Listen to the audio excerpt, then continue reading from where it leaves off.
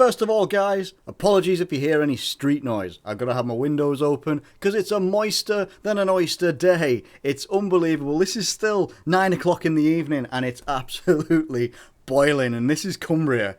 We are accustomed to rain up here. The sun is a distant memory normally. Anyway, I'm getting off point. As you can see right in front of me, I've been waiting to make this video for a while, for a long time. It seemed like this deal was going to be the deal that was never going to be done.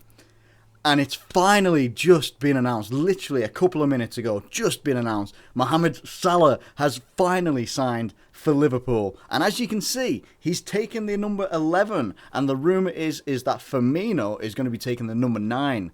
So, which makes sense because he plays primarily as a striker now. It also depends what happens in the striking situation. We've been linked with so many other players, but we're going to do a separate video for that because this is about Mohamed Salah. And I'm so happy because it's a good signing that can hopefully now trigger on the rest of our signings for the rest of the transfer window. You know, there's still other priority areas that we've got in certain terms of defence and stuff like that as well, but let's take a deeper look into Mohamed Salah and what are we actually going to be getting for this rumoured £34 million to £39 million transfer fee. Now, if we're just going to look at his previous season, the one that is just finished, if we're just going to look at that one just for now, 19 goals, 12 assists, high shooting accuracy of 56%, shots on target of 49, chances created 83, and passing accuracy of 80% throughout the whole season is unquestionably very, very, very high. Very high stats, in my opinion, for someone in the position that he was playing. Now, as what I'm led to believe, now obviously I didn't watch Serie A a great deal, if at all. I think I maybe watched maybe 1 or 2 matches, and I'm not even sure of that. And it was probably when I first got BT. Anyway, enough of that. From what I'm led to believe, he played either on the right-hand side of a front three, or he was able to play through the centre. Now, what I imagine to happen at Liverpool would be, you can either have probably Sadio Mane and Mohamed Salah either switch wings a couple of times. I'd think that they would probably be quite adept to playing either wing, or they stick to the wings that they're at right now and they go to Sadio Mane on the right and Mohamed Salah would go on the left-hand side. Now, that would make sense for a number of reasons, but the main one being Salah's also left-footed, and while I sometimes like having a forward that can cut in, so maybe if you did have him on the right-hand side and you can cut in and stuff like that and he could be dangerous, I think it could be quite good to also have him on the left-hand side to be able to whip in corners. Could whip in corners, but whip in crosses to any forwards that might be in there as well, depending on what happens with our forward situation.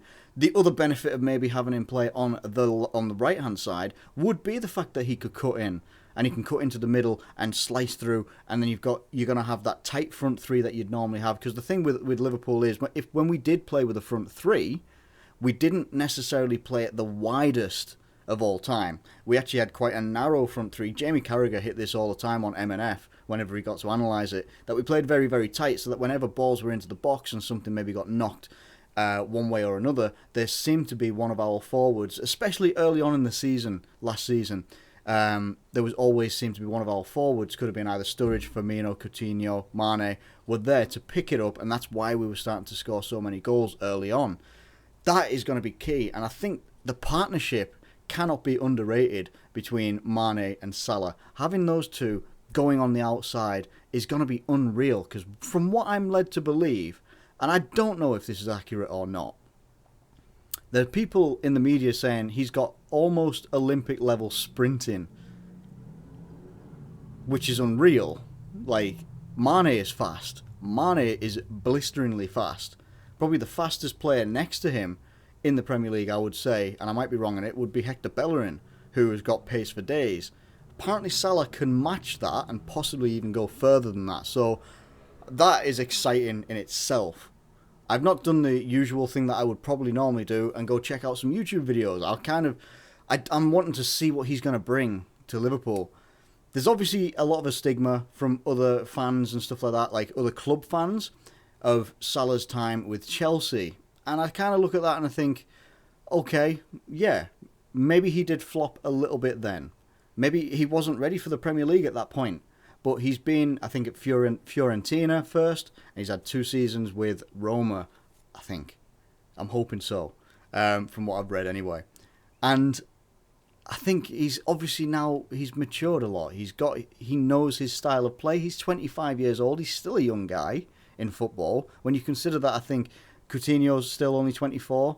Mane's 24. I think Firmino's 24, 25. We've still got, he's joining a lot of people that are around the similar sort of age that have now got experience in a team that are willing to give 100%. We finished very, very well last season, and that is very, very key, that we have a team that fights. But now we also have a player here in Mohamed Salah that's going to take that pressure off Sadio Mane having to perform week in, week out.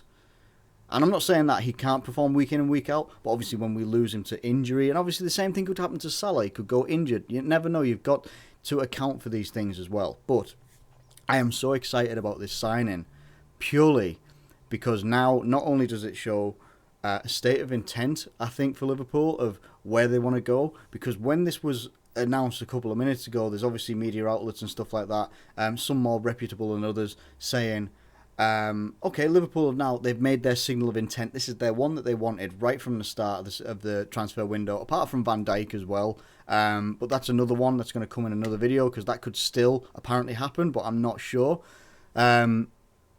This is a statement of intent from Liverpool, but they have to follow it up now with the rest of the signings that, when you link to the likes of Aubameyang and stuff like that, and you're like, okay, try and take the FIFA player out of you of having Aubameyang in your team. Would he perform?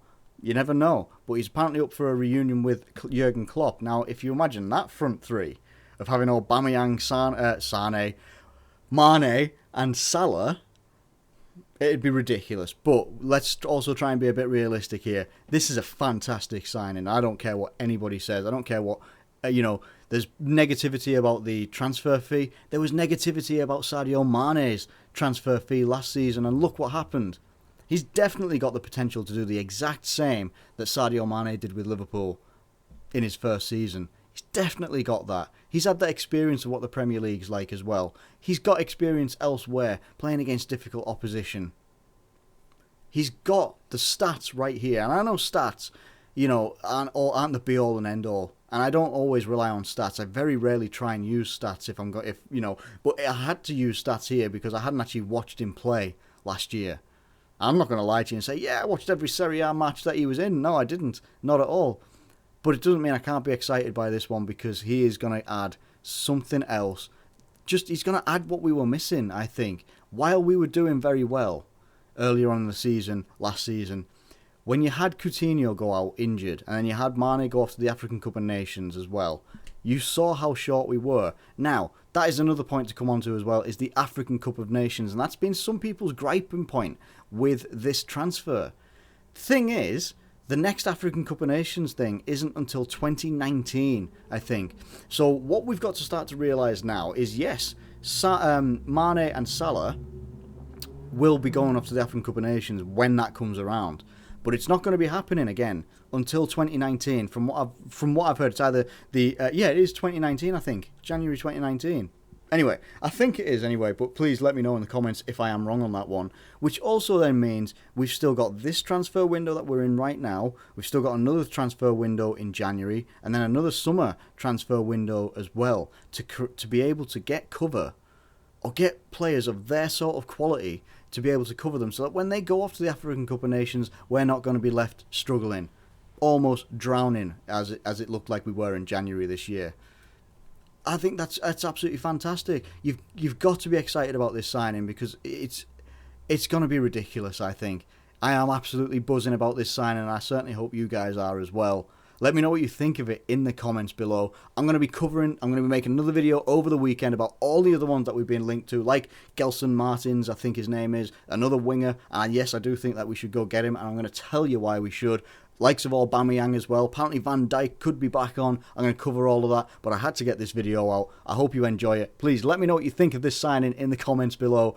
First big signing for Liverpool, and hopefully not the last of this transfer window. Thank you ever so much for watching, as always, and I'll catch you later.